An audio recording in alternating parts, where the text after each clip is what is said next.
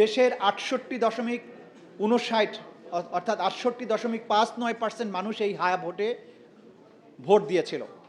দেশের সংখ্যাগরিষ্ঠ মানুষের অভিপ্রায়ের পরম অভিব্যক্তি রূপে এই গণভোটের রায় বাংলাদেশের সরকার এবং সকল নাগরিকের জন্য অবশ্য পালনীয়। ক্ষমতার উৎস যে জনগণ, সেই জনগণের রায় এবং ম্যান্ডেট উপেক্ষা করা রাষ্ট্রদ্রোহিতা এবং জাতির সাথে বিশ্বাসঘাতকতার শামিল। জুলাই গণহত্যার বিচার। সভ্য রাষ্ট্রের অন্যতম বৈশিষ্ট্য হল রাষ্ট্র তার নাগরিকের জীবনের নিরাপত্তা নিশ্চিত করবে এবং গুরুতর মানবাধিকার লঙ্ঘনের অভিযোগের ক্ষেত্রে নিরপেক্ষ এবং কার্যকর তদন্ত নিশ্চিত করবে। আন্তর্জাতিক আইনের একটি মৌলিক শিক্ষা হচ্ছে there can be no lasting peace without justice. ন্যায় বিচার ছাড়া কখনো শান্তি প্রতিষ্ঠিত হবে না। এখানে আমি আইনগত অনেকগুলো বিষয় আলোচনা করেছি, যেগুলো আমি স্কিপ করে যাচ্ছি সময়ের প্রয়োজনে। এগুলো একাডেমিক অনেকটা, সে কারণে আমি স্কিপ করে যাচ্ছি। আমি যেখান থেকে আবার পড়ছি সেটা হচ্ছে United Nations updated principal for combating impunity. এইখানে কিছু কথা বলেছে যেগুলো ট্রানজিশনাল জাস্টিসের শর্ত হিসাবে ব্যবহৃত হয়। ট্রানজিশনাল জাস্টিসের শর্তগুলো হচ্ছে যে সত্য জানার অধিকার, 2 হচ্ছে বিচার পাওয়ার অধিকার, 3 হচ্ছে ক্ষতিপূরণ পাওয়ার অধিকার, 4 হচ্ছে পুনরাবৃত্তি অপরাধের রিকারেন্স প্রতিরোধের অধিকার। এগুলো ট্রানজিশনাল জাস্টিসের 4টি মৌলিক স্তম্ভ হিসাবে বিবেচিত। এক মহাকাব্যিক গণ অভ্যুত্থানের মাধ্যমে বাংলাদেশ নামক রাষ্ট্রের পুনর্জন্ম হয়েছে 2024-এর বর্ষা বিপ্লবের মাধ্যমে। বাংলাদেশের তরুণ প্রজন্ম, যাদেরকে জেনারেশন জি নামে ডাকা হয়, তারা 2024-এর জুলাই আগস্টে বাংলাদেশের 56,000 বর্গমাইল জুড়ে আবাবিল পাখির মতো মুক্তির দূত হয়ে নেমে এসেছিল। 1400 মানুষের আত্মত্যাগ, 25 থেকে 35,000 মানুষের অঙ্গহানি, অগণিত প্রিয়জনের অশ্রু জলে সিক্ত হয়ে জুলাইয়ের মহাবিজয় এসেছিল। বাংলাদেশ থেকে নিষ্ঠুর এক দানবীয় স্বৈরশাসনের অবসান হয়েছিল। 17 বছরের স্বৈরশাসনের নিপীড়ন এবং বঞ্চনার প্রেক্ষাপটে যে আকাঙ্ক্ষা এবং স্বপ্ন নিয়ে জুলাই শহীদের আত্মদান করেছিল, তার লক্ষ্য ছিল একটি বৈষম্যহীন সমাজ, যেখানে মৌলিক মানবাধিকার এবং মানবিক মর্যাদা সুপ্রতিষ্ঠিত থাকবে। জুলাই গণ অভ্যুত্থানের পরে গঠিত অন্তর্বর্তী সরকারের মূলত 3টি ম্যান্ডেট ছিল। একটি ছিল জুলাই ম্যাসাকার সহ 17 বছর ধরে যে মানবতা বিরোধী অপরাধ সংঘটিত হয়েছে তার বিচার। 2 ছিল রাষ্ট্র ব্যবস্থার মৌলিক সংস্কার, এর মধ্যে সংবিধান সংস্কার সহ যাবতীয় সংস্কারগুলো রয়েছে। 3 ছিল যে নির্বাচন ব্যবস্থা বাংলাদেশ থেকে ধ্বংস হয়ে গেছিল, সেই নির্বাচন ব্যবস্থা, সুষ্ঠু নির্বাচন ব্যবস্থার পুনঃপ্রতিষ্ঠা। দুঃখজনকভাবে বর্তমান সরকার জুলাইয়ের মহাবিপ্লব এবং অঙ্গীকারের কথা ভুলে গিয়ে উল্টো রথে যাত্রা শুরু করেছেন। আজকের আলোচনা শুধুমাত্র একটি রাজনৈতিক ঘটনা প্রবাহের মূল্যায়ন নয়, বরং একটি রাষ্ট্রের বৈধতা, গণতন্ত্রের ভিত্তি, সামাজিক চুক্তি এবং ন্যায় বিচারের প্রশ্নকে কেন্দ্র করে একটি জাতীয় আত্মসমালোচনা এবং ভবিষ্যৎ বিনির্মাণের প্রয়াস। আমাদের আলোচনার কেন্দ্রবিন্দু মূলত 3টি। একটি হচ্ছে জুলাই অভ্যুত্থানের চেতনা, গণভোটের রায় বাস্তবায়ন এবং জুলাইয়ের সহিংসতা এবং প্রাণহানির ঘটনাবলীর বিচার। ইতিহাসে গণ অভ্যুত্থানগুলো সাধারণত কেবল ক্ষমতার পরিবর্তনের জন্য সংগঠিত হয়নি। এগুলো মূলত রাষ্ট্র এবং নাগরিকের সম্পর্ককে নতুনভাবে সংজ্ঞায়িত করার দাবি বহন করে। জুলাই অভ্যুত্থানের পর জনগণের যে সম্মিলিত অভিব্যক্তি আমরা প্রত্যক্ষ করেছি, তার নিম্নোক্ত বিষয়টি স্পষ্ট গণরায় নির্দেশ করে। সেগুলো হচ্ছে ফ্যাসিবাদী শাসনের অবসান, রাষ্ট্র ক্ষমতার জবাবদিহিতা, স্বাধীন বিচার ব্যবস্থা, মানবাধিকারের সুরক্ষা, গুম, নির্যাতন এবং বিচার বহির্ভূত হত্যার অবসান, নির্বাচন ব্যবস্থার বিশ্বাসযোগ্যতা পুনঃপ্রতিষ্ঠা, সংবিধান এবং রাষ্ট্রীয় প্রতিষ্ঠানের সংস্কার।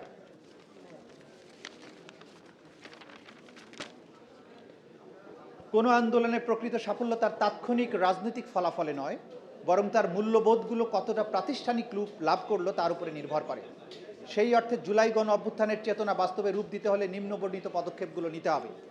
সেগুলো হচ্ছে রাষ্ট্রীয় প্রতিষ্ঠানসমূহ স্বাধীন এবং কার্যকর করা, স্বাধীন, শক্তিশালী, কার্যকর বিচার ব্যবস্থা প্রতিষ্ঠা, মত প্রকাশের স্বাধীনতা নিশ্চিতকরণ, বৈষম্যহীন নাগরিক অধিকার নিশ্চিতকরণ, মানবাধিকারের সুরক্ষা এবং মানবাধিকার লঙ্ঘনের প্রতিকার সুদৃঢ় প্রাতিষ্ঠানিক ব্যবস্থার প্রতিষ্ঠা, অংশগ্রহণমূলক গণতান্ত্রিক সংস্কৃতির স্থায়ী রূপ প্রদান, গণ আন্দোলন বা বিপ্লবের ইতিহাস পাঠ্যপুস্তক এবং সাংস্কৃতিক মাধ্যমে প্রতিফলন।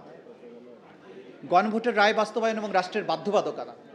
গণভোটের রায় জনগণের সার্বভৌম ইচ্ছার সাংবিধানিক এবং রাজনৈতিক প্রকাশ। সাধারণ অর্থে গণভোট বলতে সংবিধান সম্মত একটি আনুষ্ঠানিক প্রক্রিয়াকে বোঝায়, যেখানে জনগণ সরাসরি কোনো জাতীয় প্রশ্নে গুরুত্বপূর্ণ মতামত প্রদান করে। কিন্তু রাজনৈতিক দর্শন এবং গণতান্ত্রিক তত্ত্বে গণভোট আরও গভীর অর্থ বহন করে। যখন কোনো জাতি স্বতঃস্ফূর্তভাবে রাস্তায় নেমে একটি রাজনৈতিক ব্যবস্থা প্রত্যাখ্যান করে এবং নতুন রাষ্ট্র ব্যবস্থার দাবি তোলে, তখন সেই ঐক্যবদ্ধ জনমত কার্যত একটি রাজনৈতিক গণরায়ে রূপ নেয়। গণতন্ত্রের মূল শক্তি সংখ্যাগরিষ্ঠতা নয়, বরং এর মূল শক্তি জনগণের সম্মতি। গণভোট সেই সম্মতির সবচেয়ে প্রত্যক্ষ এবং সুস্পষ্ট বহিঃপ্রকাশ। গণভোটের রায় বাস্তবায়নের প্রশ্ন মূলত তিনটি মৌলিক নীতির সাথে সম্পৃক্ত। প্রথমত, গণতান্ত্রিক বৈধতা। রাষ্ট্রের নৈতিক বৈধতা জনগণের ইচ্ছা এবং অংশগ্রহণের উপর নির্ভরশীল। দ্বিতীয়ত, সামাজিক আস্থা। যখন মানুষ বিশ্বাস করে যে তাদের মতামত বাস্তবে প্রতিফলিত হয়, তখন গণতান্ত্রিক প্রতিষ্ঠানগুলো প্রতি আস্থা বৃদ্ধি পায়। তৃতীয়ত, রাজনৈতিক স্থিতিশীলতা।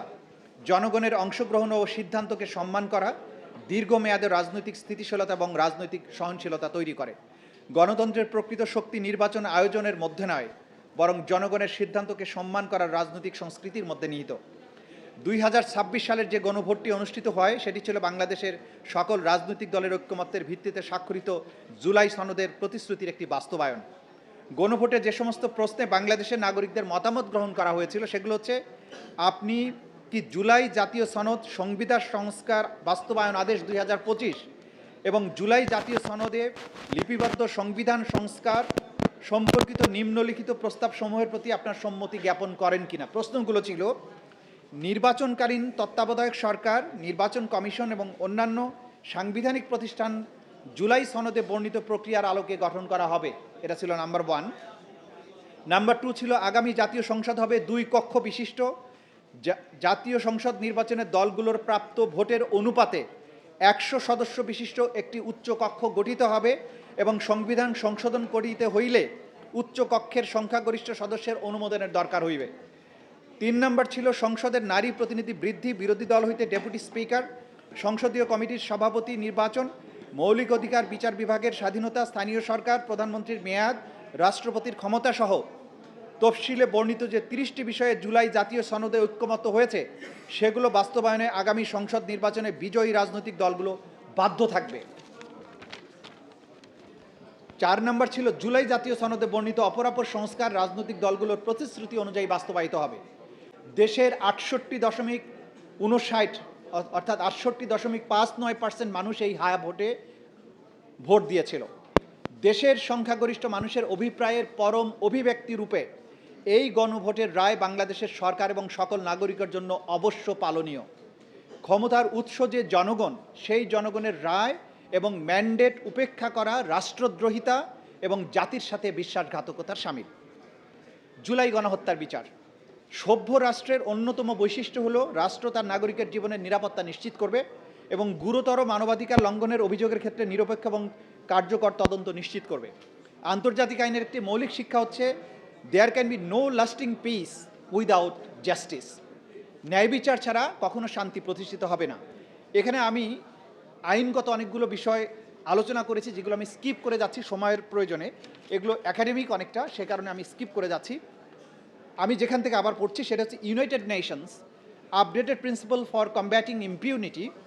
এইখানে কিছু কথা বলেছে যেগুলো ট্রানজিশনাল জাস্টিসের শর্ত হিসাবে ব্যবহৃত হয়। ট্রানজিশনাল জাস্টিসের শর্তগুলো হচ্ছে যে সত্য জানার অধিকার, 2 হচ্ছে বিচার পাওয়ার অধিকার, 3 হচ্ছে ক্ষতিপূরণ পাওয়ার অধিকার, 4 হচ্ছে পুনরাবৃত্তি অপরাধের রিকারেন্স প্রতিরোধের অধিকার। এগুলো ট্রানজিশনাল জাস্টিসের 4টি মৌলিক স্তম্ভ হিসাবে বিবেচিত। বাংলাদেশে আমরা ট্রানজিশন পিরিয়ডে আছি। যদি ট্রানজিশনাল জাস্টিস এনশিওর করতে হয়, এই কাজগুলো আমাদেরকে করতে হবে। এরপরে আরও কিছু লিগ্যাল আসপেক্ট আমি স্কিপ করে যাচ্ছি। এরপরে আমি যেটা বলছি যে বাংলাদেশে 2024 সালের বিপ্লব চলাকালে 1400 মানুষকে হত্যা, 25 থেকে 35 হাজার মানুষকে আহত করার মাধ্যমে দেশব্যাপী যে ভয়াবহ অপরাধ সংঘটিত হয়েছিল, জাতিসংঘের ফ্যাক্ট ফাইন্ডিং কমিটি সেটিকে ওয়াইড স্প্রেড এবং systematic attack on civilian population বলে চিহ্নিত করে এটাকে ক্রাইমস অ্যাগেনস্ট হিউম্যানিটি বা মানবতা বিরোধী অপরাধ হিসাবে চিহ্নিত করেছিল এবং তারা সুপারিশ করেছিল এটা উপযুক্ত আদালতে এই ক্রাইমস অ্যাগেনস্ট হিউম্যানিটির বিচার করতে হবে। জুলাই আগস্টে সংগঠিত অপরাধের বাইরেও আওয়ামী লীগের দুঃশাসনের 17 বছরে গুম, বিচার বহির্ভূত হত্যাকাণ্ডের মাধ্যমে যে বিপুল মানুষকে হত্যা, নির্যাতন এবং বছরের পর বছর গোপন কারাগারে আটক রাখার ভয়াবহ অপরাধ করেছিল, তার বিচার করাও রাষ্ট্রের এক অলঙ্ঘনীয় দায়বদ্ধতা। সুতরাং জুলাইয়ের গুরুতর মানবাধিকার লঙ্ঘন ও বেআইনি হত্যাকাণ্ড, গুম, বিচার বহির্ভূত হত্যাকাণ্ড, ক্রসফায়ার সহ আন্তর্জাতিক আইনের অধীনে সংগঠিত অপরাধের যে বিস্তর অভিযোগ ও প্রমাণ রয়েছে তার তদন্ত এবং বিচার দ্রুততম সময়ের মধ্যে সম্পন্ন করতে হবে। রাষ্ট্র সংস্কার ছাড়া বিচার অসম্পূর্ণ। শুধু বিচার করলেই হবে না, রাষ্ট্র ব্যবস্থার প্রয়োজনীয় সংস্কার ছাড়া অপরাধের পুনঃসংগঠন বা রিকারেন্স রোধ করা অসম্ভব ব্যাপার। যে প্রতিষ্ঠানগুলো অপরাধ সংগঠিত হতে দিয়েছে কিংবা সহায়তা করেছে তাদেরও সংস্কার করতে হবে। যেমন নিরাপত্তা বাহিনীর জবাবদিহিতা নিশ্চিত করতে হবে। এগুলো কেন করতে হবে আলোচকরা এগুলো ডিটেইল বলবেন। গোয়েন্দা সংস্থার আইনি কাঠামোর সংস্কার করতে হবে। নির্যাতন বিরোধী কার্যকর ব্যবস্থা প্রতিষ্ঠা করতে হবে। গুম প্রতিরোধে আইন প্রণয়ন এবং গুমের বিচারে কার্যকরী আইনি কাঠামো তৈরি করতে হবে। সাক্ষী সুরক্ষার প্রয়োজনীয় পর্যাপ্ত ব্যবস্থা গ্রহণ করতে হবে। ডিজিটাল নজরদারি আইনের অপপ্রয়োগ রোধে যথাযথ ব্যবস্থা গ্রহণ করতে হবে। এখানে একটা তথ্য আমি দিয়ে রাখি, এনটিএমসি বলে যে রাষ্ট্রীয় প্রতিষ্ঠান আছে, বাংলাদেশ টেলিকমিউনিকেশন মনিটরিং সেন্টার, বাংলাদেশের যত গুম হয়েছে প্রত্যেকটা গুমের মনিটরিং সার্ভেইলেন্স এই প্রতিষ্ঠান থেকে করা হয়েছে। নিখুঁতভাবে ব্যক্তিকে আইডেন্টিফাই করে তারপরে তাকে গুম করা হয়েছে, পরবর্তীতে তাকে হত্যা করা হয়েছে। এই এনটিএমসির আইনি কাঠামো আজ পর্যন্ত সুস্পষ্ট করা হয়নি। এগুলো আলোচকরা বিস্তারিত বলবেন। অপরাধ সংগঠনের পক্ষে বয়ান বা ন্যারেটিভ উৎপাদনকারী গণমাধ্যমের জবাবদিহিতা নিশ্চিত করতে হবে। একটি সভ্য রাষ্ট্রের পরিচয় নির্ধারিত হয় সে তার ভুক্তভোগীদের সাথে কেমন আচরণ করে তার উপরে। তাই রাষ্ট্রের কর্তব্য হচ্ছে নিখোঁজ ব্যক্তিদের শেষ পরিণতি সম্পর্কে অবহিতকরণ। আমরা জানি না কোথায় আছেন ইলিয়াস আলী, কোথায় আছে মুকাদ্দাস ওয়ালিউল্লাহ, এটা রাষ্ট্রের দায়িত্ব এই সম্পর্কে অবহিতকরণ। নিহতদের পরিবারকে স্বীকৃতি, আহতদের চিকিৎসা প্রদান, ক্ষতিগ্রস্তদের পুনর্বাসনের ব্যবস্থা, অপরাধী, ভিকটিম ও বিচার সংক্রান্ত যাবতীয় তথ্যের সংরক্ষণ, এগুলো যাতে ইতিহাসে সংরক্ষিত থাকে। মানসিক স্বাস্থ্যসেবা, যারা ট্রমার মধ্য দিয়ে গিয়েছেন তাদের মানসিক পুনর্বাসন বা স্বাস্থ্যসেবার ব্যবস্থা, ভিকটিমের জন্য যথাযথ ক্ষতিপূরণের ব্যবস্থা। আমাদের করণীয় কি এখন? জুলাই অভ্যুত্থানের গণরায় বাস্তবায়নের জন্য প্রয়োজন ১ জুলাই সনদে বিঘোষিত প্রতিটি রাষ্ট্রীয় সংস্কার অবিলম্বে বাস্তবের উদ্যোগ গ্রহণ, ইনক্লুডিং কনস্টিটিউশনাল রিফর্ম। ২ গণহত্যা এবং মানবতা বিরোধী অপরাধের কার্যকর বিচার নিশ্চিত করা এবং চলমান বিচার প্রক্রিয়া কোনো রকম দীর্ঘসূত্রিতা ছাড়া সম্পন্ন করা। ৩ জুলাইয়ের চেতনা, জুলাইয়ের অঙ্গীকার অনুযায়ী সংবিধানে জুলাইয়ের চেতনার যথাযথ প্রতিফলন নিশ্চিতকরণ। ৪ জুলাইয়ের ইতিহাস এবং আত্মত্যাগের কাহিনী চিরস্মরণীয় করে রাখতে সাহিত্য, পাঠ্যপুস্তক, নাটক, সিনেমা সহ সকল সাংস্কৃতিক মাধ্যমগুলোতে জুলাইয়ের কাহিনী তুলে ধরা। ৫ জুলাই জাদুঘর অবিলম্বে চালু করা। ৬ জুলাইয়ের শহীদ, আহত, ক্ষতিগ্রস্ত ভিকটিম পরিবারের যথাযথ স্বীকৃতি, ক্ষতিপূরণ এবং রাষ্ট্রীয় পৃষ্ঠপোষকতা প্রদান। ৭ জুলাই বিপ্লবের আলামত, ডকুমেন্টস এবং ইতিহাস জাতীয় আর্কাইভে সংরক্ষণ করা। ৮ বিচারে সাজাপ্রাপ্ত আসামিদের সাজা দ্রুততম সময়ের মধ্যে কার্যকর করা। ৯ পলাতক আসামি ও সাজাপ্রাপ্তদের দ্রুততম সময়ে গ্রেপ্তার, বিদেশে পলাতক আসামিদের বহিঃসমর্পণের মাধ্যমে বাংলাদেশে ফেরত আনার ব্যবস্থা গ্রহণ করুন।